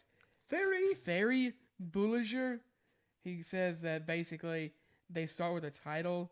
No, I'm sorry. No, they start with the story, and then they kind of figure out the genre and everything around that, which is kind of cool. I'm glad that led them to something different than The Messenger. This is also, I didn't even realize that The Messenger was a Kickstarter game. This also is going to be a Kickstarter game. If you're interested in this, check it out. Basically, what this article is saying, it's going to be around $100,000. That's their goal. I actually just looked it up here. They're over $200,000. That's obviously not going to be enough money to make this game. This game is probably going to cost millions of dollars to make. Instead, I guess, I don't know, The Verge is kind of, I don't know if they're guessing or what, but it seems like they're going to basically use this kind of like the Wonderful 101. That's what they're comparing it here. They're using this Kickstarter as kind of a campaign almost. They also say, quote, "We're reinvesting, I can't read, everything we made on The Messenger to make this game," end quote. So I like that. I like that they are trying something different. That's actually a pretty good business model to take most of what you earned in one thing and put it into the next project, kind of just ever growing. It kind of seems like they're doing a really good thing. Yeah, until you get enough money underneath your feet to where you kind of can start your own. Yeah. Either get grabbed by somebody, like I guess Nintendo would be amazing, obviously, but something more realistic would be Devolver Digital or something. Oh, yeah. Get them to publish your games for you. Yeah, exactly. Or until you make enough money to self-publish. Yeah. Without relying on Kickstarter. True that. Also, with The Messenger under their belt and CS Stars, from the little bit I've seen so far and the praise and money they've got flowing in so far, it looks like this is going to be a success too. Yeah, I mean they already have well surpassed their Kickstarter goal. It was 92,000 and they're over 200,000. True. I will say that this just reminds me, it's kind of off in left field, but I can't believe you'd say something off in left field. Amazon's MMO is coming out. Yeah, you talked about that earlier today. Part of me really wants to try it, but also, again, it's an MMO, and I'm not going to do the thing where I just buy an MMO for a bunch of my friends in hopes that they'll enjoy it with me. I do wonder if it will be free to play or what. No, you got to buy that sucker. You do? It's the deluxe or whatever is $50, and the regular version's $40. Okay, I'm kind of surprised, honestly, because of how. I mean, I guess MMOs don't really, at least AAA MMOs haven't really gone the free-to-play route. Yeah, some of them have here and there, but still they go on sale. Warcraft and Final Fantasy 14. Yeah, and oh my gosh, I almost said Sword Art Online. ESO, they none of those are free to play. True, but once you pay it, you're pretty good. But I don't know. They seem like they're doing a lot of good stuff, and I was watching some of the developer updates. And stuff on YouTube. I just wanted to mention it for any of you MMO lovers out there. I know it's been on some of our radars out there and stuff. I honestly forgot about it until I found it in a bookmark on my computer, and I was like, what is New World, and why do I have it bookmarked? So I might be trying that out and report back and tell y'all about it. Moving for a second back on over to Animal Crossing, this time coming from NintendoLife.com. Animal Crossing, to no one's surprise, has seemingly done very well. According to this article, apparently it has sold 3.5 times more than Animal Crossing New Leaf in the same amount of time. That's awesome. Do they give us that number of how many it's actually sold? I don't see it anywhere. It just says that Animal Crossing was the biggest seller and Doom Eternal was the second. That's still awesome, though. A lot of people have been waiting for this game. I know a lot of people that aren't necessarily like hardcore or softcore gamers have. That was a weird choice of words. Holy shit! Grand Theft Auto is number 6. Grand Theft Auto 5 will never stop. No, man, I cannot wait till the 6th one though. They're gonna do something insane for that one. Yeah, I'm really glad for Animal Crossing. I know it's one of those things where if I've been waiting forever for a game, a new one or a re-release, not that this is a re-release, I just wanted an excuse to talk about Golden Sun. Also, I do want to say that this is UK sales. Yeah. But still, that's impressive. Wait, it says my Golden Sun. I just again? wanted to talk about Golden Sun again. If there's a re-release of Golden Sun, I hope it hits this numbers because It will not. It will not hit the same numbers as Animal Crossing. half. Maybe. Give I me don't know. half. That seems like a very niche game. It is, man. We're still out there. We're still waiting for he got Isaac's in Smash as a We can't even get Wind Waker remaster on Switch. we can't stop getting Fire Emblem characters in Smash. What am I thinking? We're not gonna get a damn Golden Sun remake. Go buy a Game Boy Advance or a DS and play it on that. I'm not playing the fucking third one. I'm not a madman. Is the third one not good? No, it's terrible. It's the worst one in the series. They Go- gave up. Well, go buy. Wait, they gave up 7 years after the other 2 came out? It's shit. That doesn't make any sense. It's so bad. It's so. I mean, bad. they Duke Nukem 3D'd it. I mean, it's a new studio. It wasn't the same studio. Oh wow! Man, it was terrible.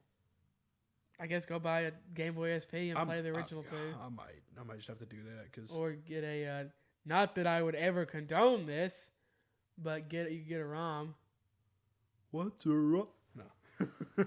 Yeah, I just might, man. I need to. You can get one of those. Not that I would ever condone this on your phone.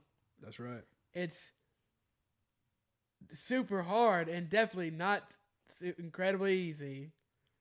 Man, there was a deep dive for PS5. You said that really, almost like sexually. I didn't mean to. Deep dive. Well, I'm not gonna lie. When I saw the YouTube video that there was a live stream, and I watched the whole entire live stream, and then I realized that after it was more catered towards developers than them. a lot of this stuff, much like we directed you to the Austin Evans video last week, that is very technical.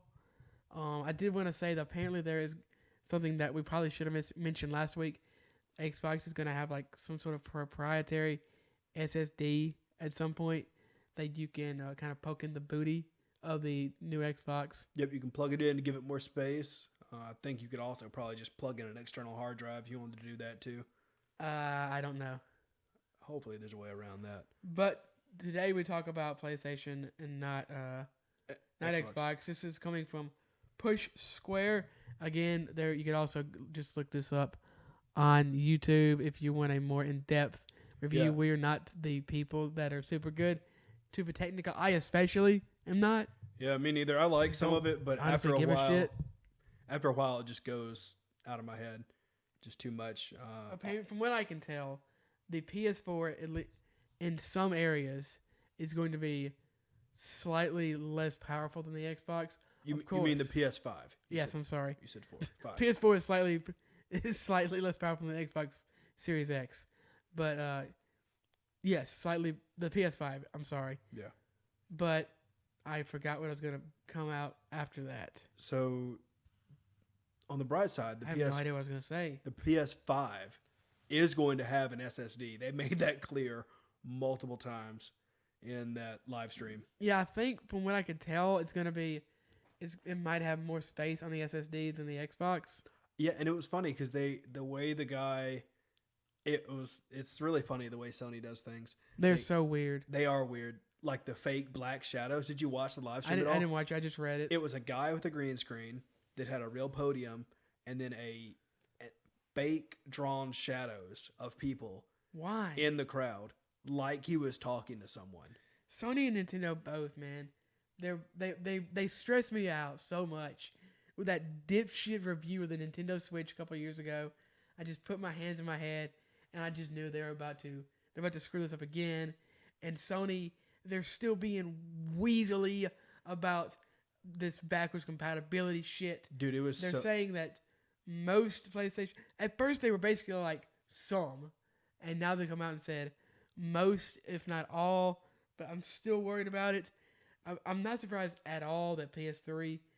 I honestly would have been less surprised if PS2 and PS1 games were had backwards compatibility with the PS5 because the PS3 is so damn weird with its architecture.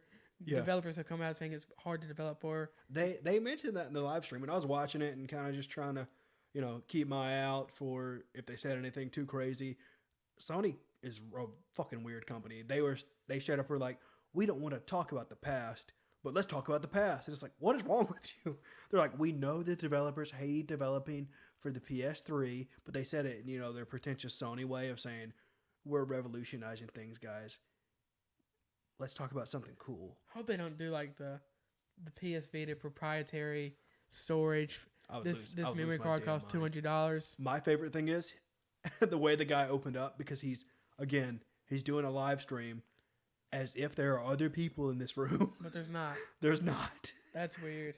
He goes, there's this new technology called a SSD. And I'm about, what? I was like... It's like Apple levels of idiocy. I was like, what? I was like, it's like he just mentioned a breaking new technology of, hey, this device will let you teleport anywhere in the world. No, it's a fucking SSD. It's a memory card. I have 3 SSDs in my damn PC. I mean, it's new for consoles. It is. It's definitely new for being inside a console. Actually, according to this, I see an actual number. It says here in this article. Again, that's from Push Square. It's going to be 825 gigabytes of internal storage. Of course, they couldn't get to 1,000. What? I guess it's already gonna. This thing's already gonna be $500. Just give us 1,000. Dude, just give us a terabyte. Yeah, at least. And this isn't gonna be all usable. No, oh no. In fact, I wouldn't be surprised if it was close to 500. Oh yeah, yeah. This is what we have now. Yep. Yeah. I mean, I have a terabyte on my PS4 Pro, but think about it. Red Dead was how many gigs? 130? 125, 100. Something like that. Yeah. Modern Warfare, at least for the PC, is 120 gigs with I don't know how many huge gig updates. Games are getting bigger and bigger all the time. It is insane. They really are. Call of Duty has a 100 gigabyte update every other week. Yeah. And then before you can even play the game, they're like, let's patch the doodly doob so it's Son pretty. Of a bitch. Oh, hang on, guys. What? We're ready to play. I got to update my shaders. Honestly, though, and of course, I try anytime I want to play with people, it's like 10 o'clock at night, and then by the time everything updates, it's near midnight. But yeah, that is kind of annoying. Honestly, the biggest news out of this is fan noises shouldn't be a problem for PS5. Yeah, I got done watching that, and I wasn't angry, but I wanted to spit on the guy. For what? I felt. Wait, you weren't angry, but you wanted to spit on him? Yeah, just like Holy shit! Good lord! Why? Just like a disgust thing. Just like disgust is anger. I don't see it that way. But my biggest thing is, I know it wasn't for me. This guy isn't even. It was. He's just a dude talking, probably. I know. I mean, I don't know. It could have been someone who worked on it. I don't know. Why were you so mad? Because I know, again, especially the live stream was not for me, but and why are you mentioning how mad you are now when the fan is amazing? Oh no, I'm not mad about the fan. You just wanted to interrupt me. Yeah. Okay. I just was talking about as live stream as a whole. I guess I was just frustrated with, like, I wanted to spit nails sort of a thing, not actually hawk a loogie on the man, just with how Sony is just pretentious asshole sometimes with their stuff. I didn't watch this, so I wouldn't know. I didn't see. Or just they were like deep dive PS5, and I was thinking they were going to give more information than, hey, we know the PS3 was hard to develop for, and hey, there's going to be quiet fans, and oh yeah. Did you think that they were gonna announce like the price and stuff? No. I just thought they'd at least give us something more than, hey, there is going to be backwards compatible. They did say that. I'm talking about more though. Like, at least give me a list of games that I could play. They don't know. I know. They literally don't know. I just wanted more information than Like, it fan. seems to me that they gave us a decent amount of information. I just wanted more. I'm greedy. Okay, I'm greedy. Well, back to the now that your little tirade is over. Sorry, I just had to get it out. I feel Back better to the though. fan. I was completely serious, by the way, because my damn PS4 sounds like an Apache helicopter landing on the roof of our apartment every time I turn it on. It really does. It really does. I can be sleeping and, I'm a sound sleeper and he I turned think on that the Russians are coming back. I feel like the Cold War is back. Holy! Every time I turn on The Last of Us, I understand why Ellie has PTSD. Dude, this is what you got to do. Next time you want to play The Last of Us, just borrow my PS4. I mean, like I said, I might just hook it up in the living room. Or that, yeah, whatever. I don't want to have to download my games to your PS4 to play them. I got the disc. You have it installed? Yeah. Do you have my file on it? Well, you can just port it over. Cloud save. That's not a thing. What? I mean, cloud saves are a thing. Yeah, I just think that just plug it in the living room. I just think it's way easier for me to just put my PS4 in the living room Yeah. for a couple weeks. There's nothing wrong with that. Just Yes, do it. cloud saving is a thing. I understand that. I was like, holy crap. Although Nintendo doesn't. Oh God, no, they That's really it, though. Like I said, if you want to get into the really nitty gritty, we're not gonna do don't. that. No, I don't want to. Go look up YouTube videos on it. Read. I know some people are super into this. We're not. We would probably end up just honestly talking out of our asses. Yep. We don't really want to do that here. So let's move on to what we are calling. Actually, no. This is the new games. I'm a dipshit. There you go. Well, Overwatch is getting a new hero. Yes, it is Echo, but I will Almost say called that her this is- Eva. What? I don't know why. Wait, you call her what? Eva? EVA? Why? I don't know. That's not her name at all. I know. Anyway, what does she do? Whatever.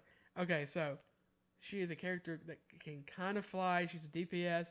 I will say that she is coming out on PTR, and according to Jeff Kaplan, who is one of the big dogs over at Blizzard Overwatch especially, it may take more than like a month, maybe even more than a month for her to go from PTR to the live game. Obviously, console players don't get the PTR, so that does suck for them. But if you play on PC, you can go play her. She looks super, super fun. I deleted Overwatch and I haven't reinstalled it yet. I haven't broken yet. Haven't opened that bottle of Corona just yet. So I haven't tried her out. Yep, as I was saying, I uninstalled a bunch of stuff because video games are too big and I don't see myself going back to playing Overwatch, so it's not installed on my computer. But she is a cool character and I think she's McCree's girlfriend. But that's enough for Overwatch lore. That's all I really got to say about that. I don't think they know. I don't think Blizzard knows who McCree's girlfriend is. I did hear that she was actually originally a support and she got changed into a DPS. Apparently they thought, okay, so her ultimate is, it's something along the lines, I don't know all the details, but you get to copy one of the enemy's players and become that character for a select amount of time. Huh.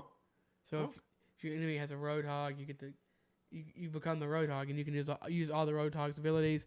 You get that the Roadhog's skin and yeah. Well, no, I don't know about that. The health and everything. oh, okay, wow. Huh. It's kind of cool, and I believe if you die as that hero, you basically change back to Echo, and then you can have a chance to get away. Oh, that's cool. That reminds me of the spy in Team Fortress 2. Oh yeah, I could see that. Honestly, though, I kind of like I said, she seems really fun. That ultimate is cool, but I just don't think Overwatch needs any more DPS. There is a lot. There's so many. I think there might be more DPS than tanks and supports combined. There is.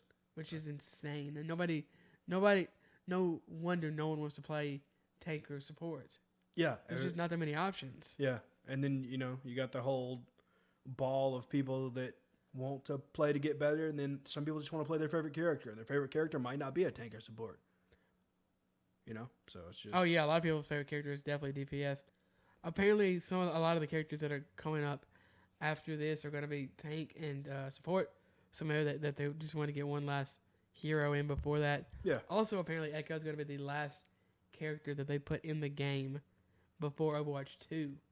Oh, okay. So that kind of speaks to, I think when Overwatch 2 comes out, I do kind of feel like that means Overwatch 2 will probably be out this fall, more than likely. Yeah, that'll be interesting to see. Maybe I'll get back into it. Next new game is going to be Teamfight Tactics on mobile, available now for Android and iOS. I was playing this earlier today. It's a doozy. Yeah, it seems I like Dota Underlord still. I haven't really played much of this. It seems There's a lot more going on. It seems like you need to know more about League. You really do. Every class.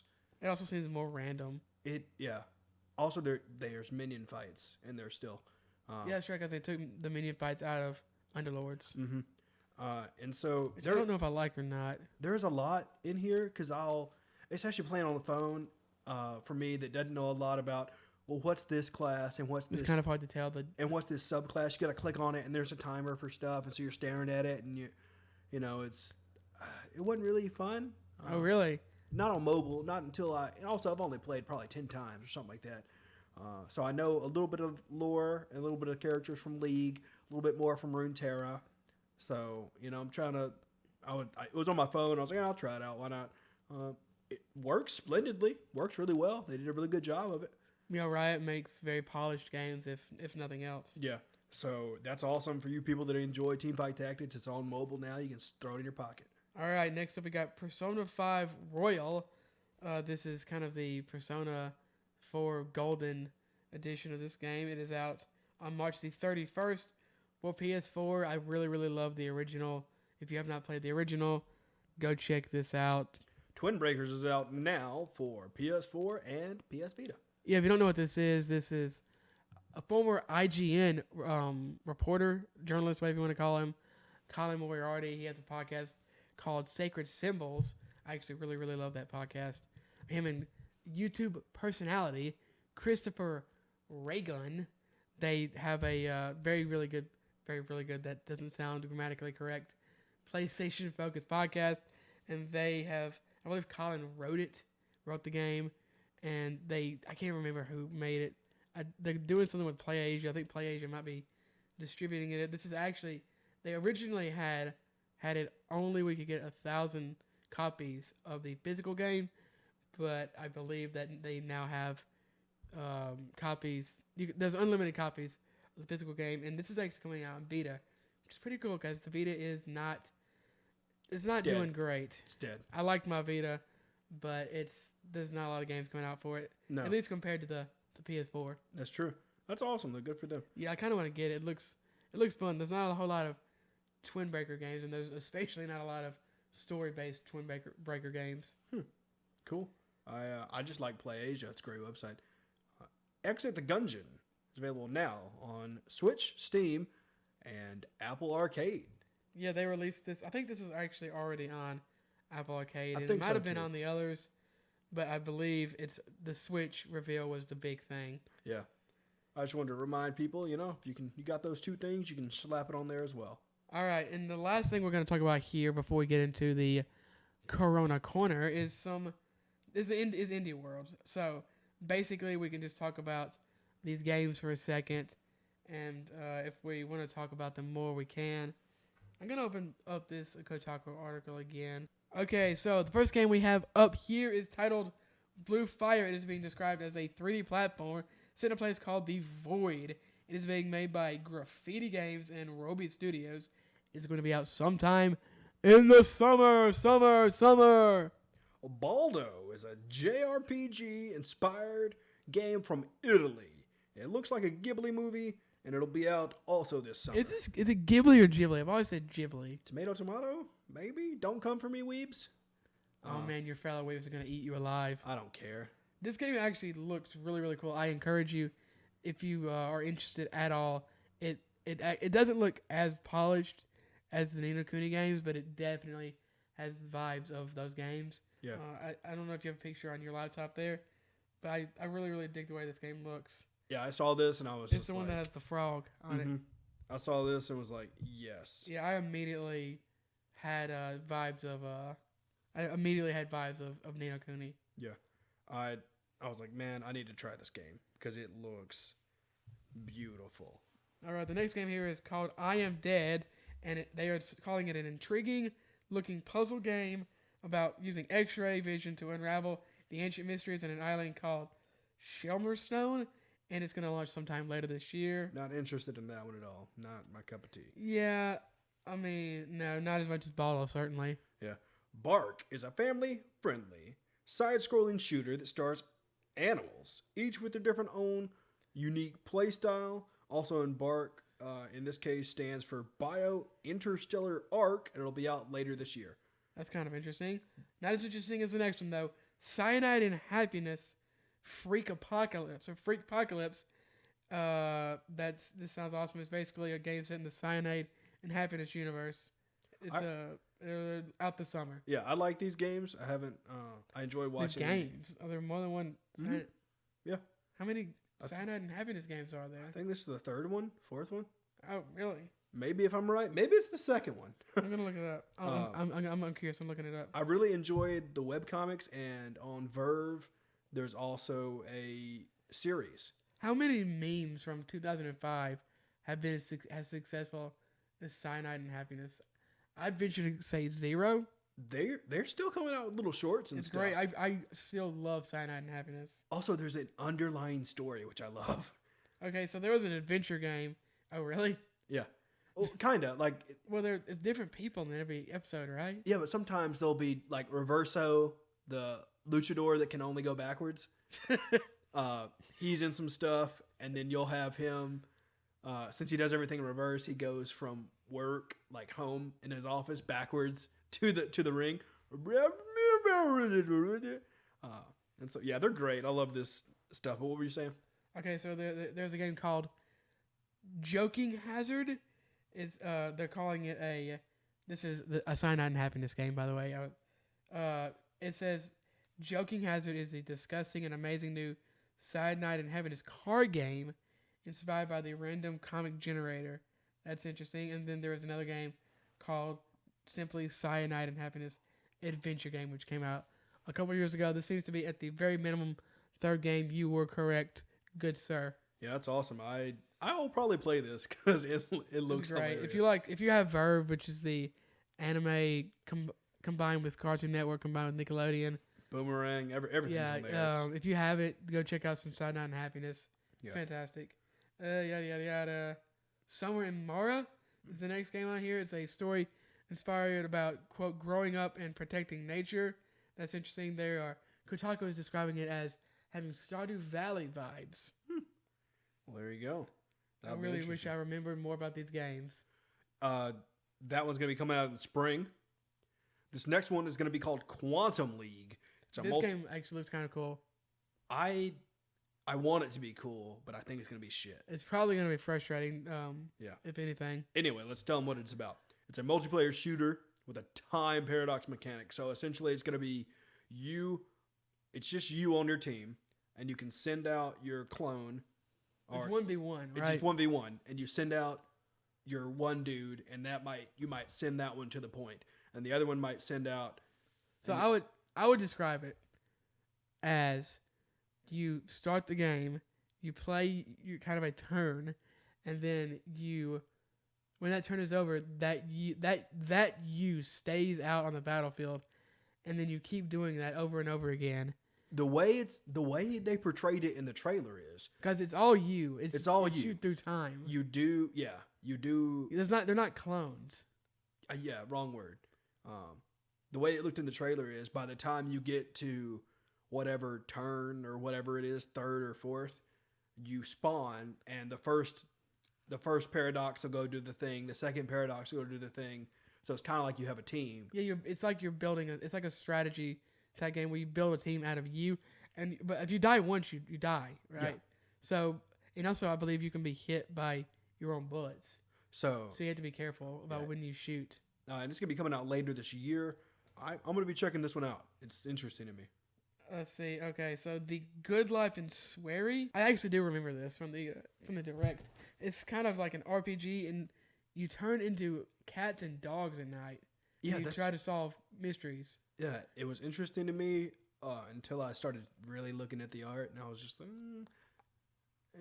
debatable for me. I mean, I would say that I probably won't play this, but it's intriguing to me. I'll say that.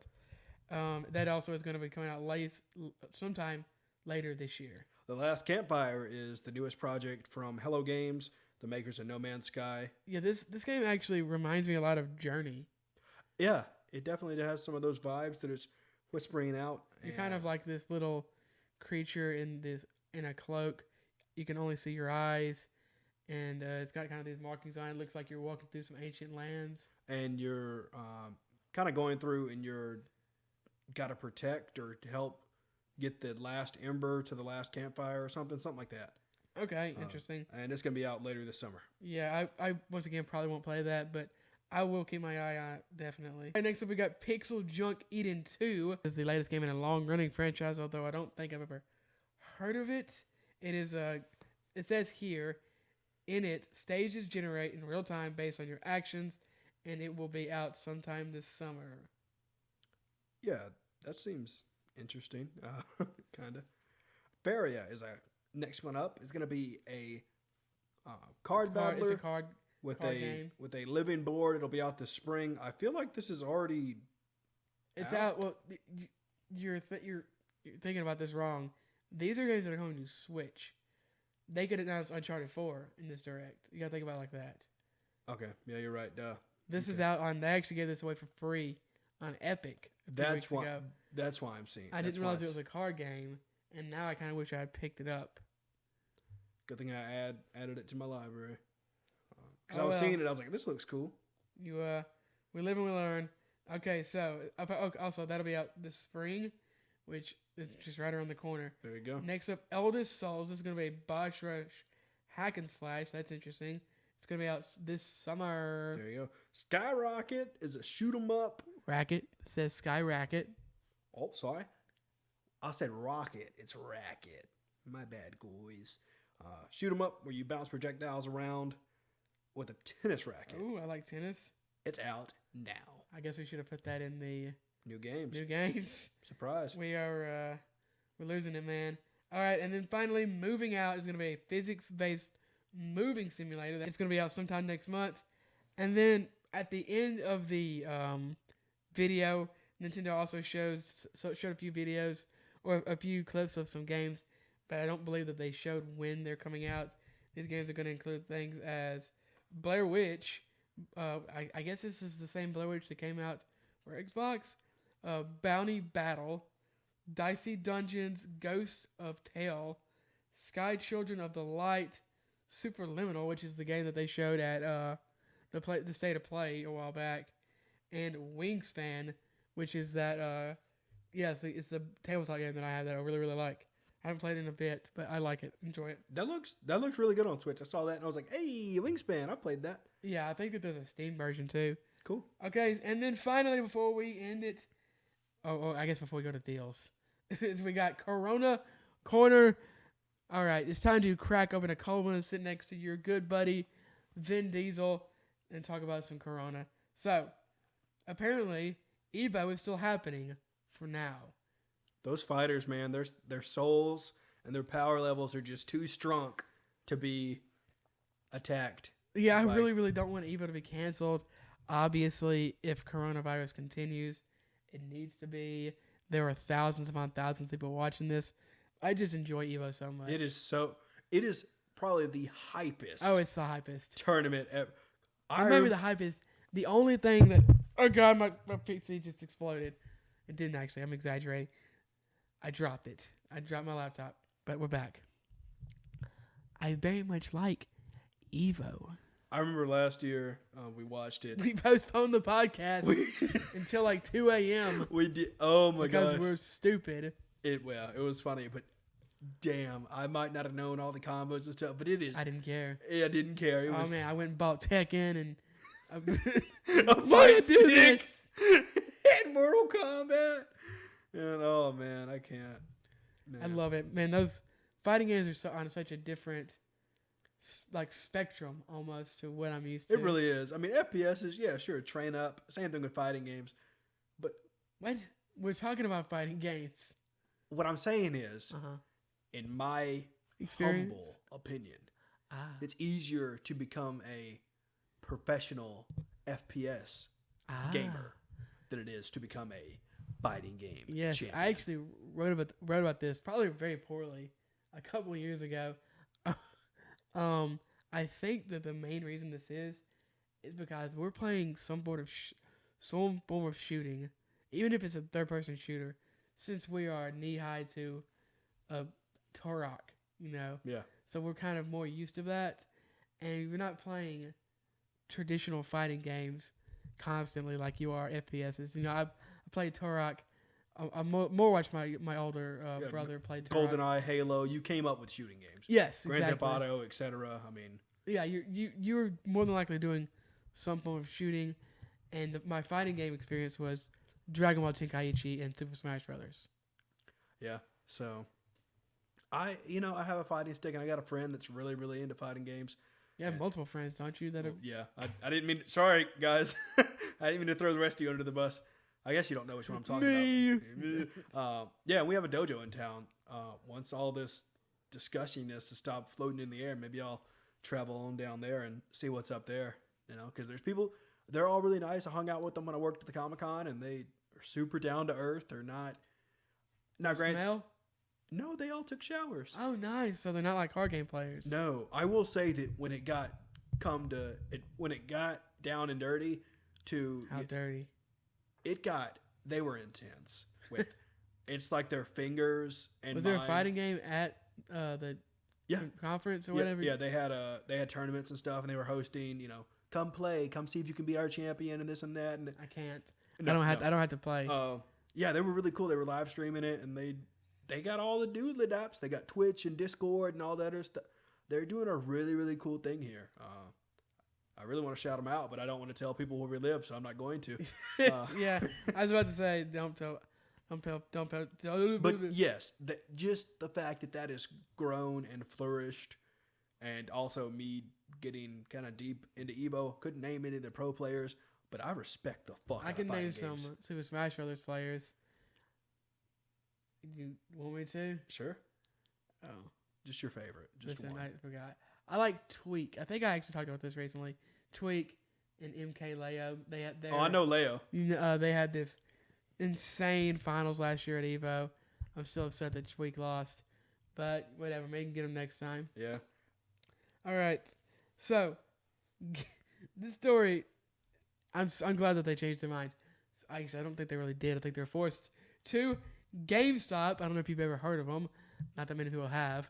They try to remain open through all this rigmarole where they're basically cities across the country are basically forcing all businesses to close that are being deemed non-essential. Yeah. This seems to mean all non-food places you can buy all non-food based retail, clothing stores, electronic stores, stuff like that. I mean, the hardware stores and stuff are still staying open, but other than that, well, you might need to use hardware store. I could understand. Yeah, but yes, they were shutting down everything. GameStop was like, we're staying open. They were trying to claim they were essential.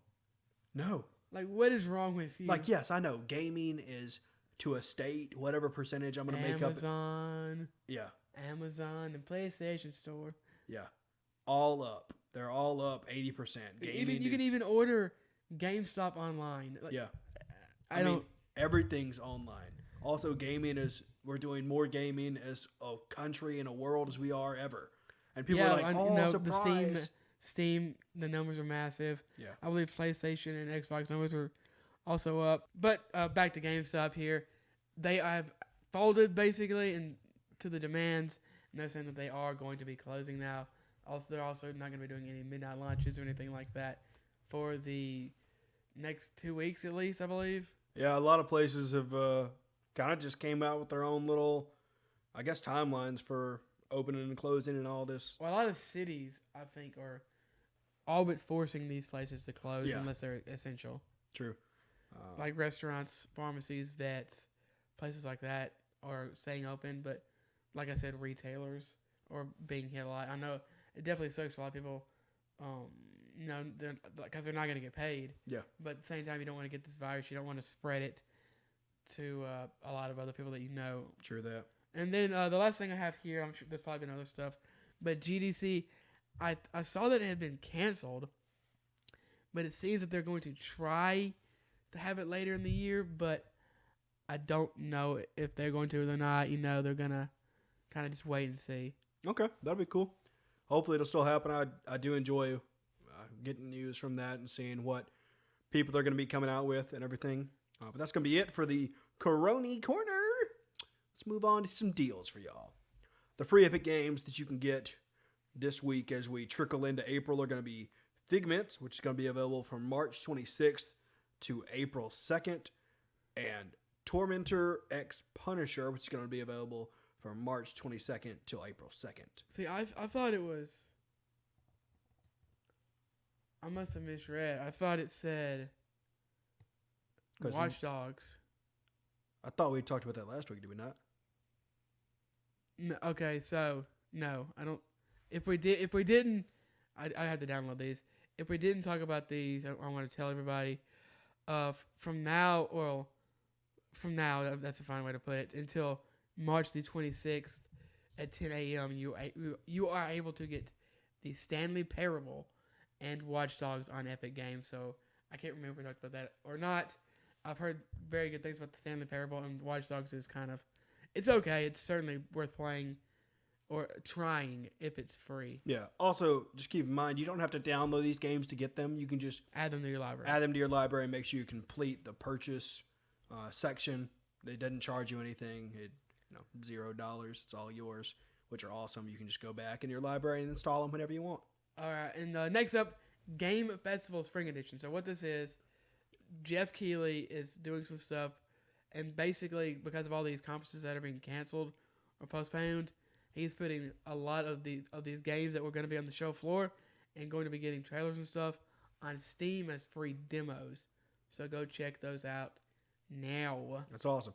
Last thing is Square Enix is having an eShop sale currently going on for the Nintendo Switch. So all you Switchers out there, check it out. See if you can get some good deals. It is going on until March the 30th. There are actually some very good deals on here. For the biggest one that I can think of off the top of my head, you can get Octopath Traveler, excellent old school style JRPG for the low price of $30. That is 60% off. Go check that out. That's awesome. Well, that's it for the show. We thank y'all for coming to listening to episode 102 of the Wannabe Podcast. You can check us out on our social medias. You can check out the show at Wannabe Podcast on Twitter. We talked about having an Instagram earlier in the show. If you want to follow us, we tweet out different news and little tidbits about the show as well. Wannabe Gaming on Instagram. If you want to follow Ryan on Twitter, it's at Ryan Divisions. And if you want to follow me on Twitter, it's going to be at Aswaylock. Also, all these links are going to be in the description or the show notes, wherever you're enjoying this content at, so you can just click on them or search them up that way. You can also email the show, wannabepodcast@gmail.com. You can email questions, comments, concerns, yada yadas, whatever else. We're on iTunes, Apple Podcast, whatever you want to call it. Please leave us a review on there. Let us know what you like about the show, what you think. 5 stars. Tell your friends, tell your family, tell everybody you want about the show. We're on everywhere you can enjoy podcasts, which is awesome.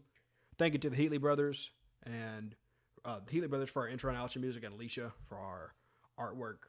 That's super mega awesome of y'all to help us out with all that. Also, you can check out Ryan's writings on Games Cubed on the Video Games Amino and Medium under Games Cubed as well. And that's going to be in the description, so you can check it out. And again, thank you so much, and stay safe and play on.